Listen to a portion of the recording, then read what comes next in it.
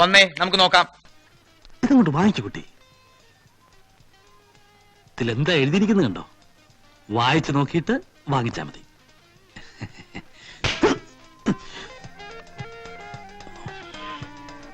Cinema എങ്ങനെയാണെന്നറിയാമല്ലോ. ഞാനില്ലേ, ഞാൻ തുടക്കമാണ് ഇങ്ങനെ ചാൻസ് ചോദിക്കുന്ന കാര്യങ്ങളൊക്കെ വരുന്നത്. അപ്പോൾ ഞാൻ 2-3 സിനിമയിലൊക്കെ അഭിനയിച്ചു. ചെറിയ ചെറിയ ക്യാരക്ടേഴ്സ് ഇങ്ങനെ അഭിനയിച്ചു. അപ്പം പുള്ളി പതി എൻ്റെ കയ്യിലിങ്ങനെ തുടയിലിങ്ങനെ കൈ വെച്ചിട്ട് പറഞ്ഞു,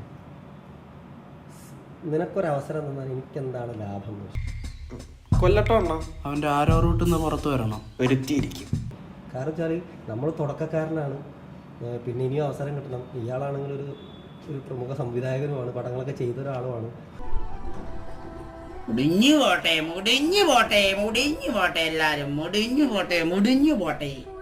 പേടിയായിട്ട് എന്ത് ചെയ്യണം എന്നറിയില്ല. ഞാൻ എന്നിട്ട് നേരെ എൻ്റെ അമ്മേനെ വിളിച്ചു. അമ്മേനെ വിളിച്ചപ്പം അമ്മയോട് ഞാൻ പറഞ്ഞു, അമ്മ ഇങ്ങനെ ഒരു സംഭവം ഉണ്ടായി എന്ന് പറയുമ്പം എൻ്റെ അമ്മ ചോദിച്ചത് അയാളൊന്ന് ജീവിച്ചിരിപ്പുണ്ടോ എന്ന് ചോദിച്ചു. 1 2 3 4 5 6 7 8 9 10.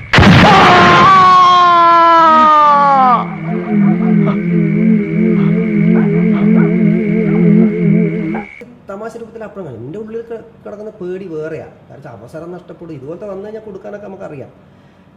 പിന്നെ രണ്ടാമത് വൈഫിനെ വിളിച്ചു ചോദിച്ചു, എടി ഇങ്ങനെ സംഭവം ഉണ്ടായതെന്നൊക്കെ പറഞ്ഞു. എന്ത് കണ്ടിട്ടാന്ന് ചോദിച്ചു.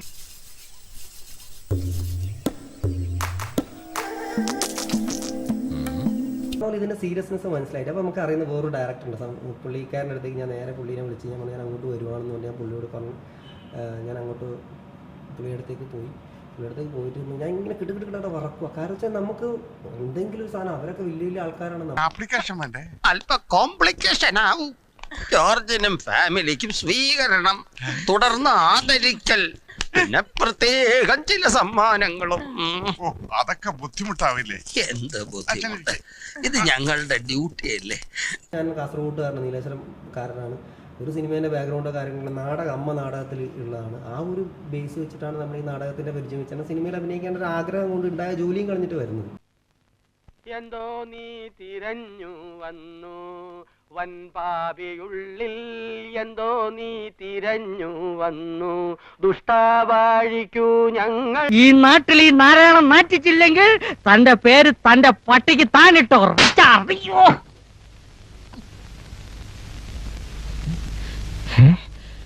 പോട്ടെ സാർ.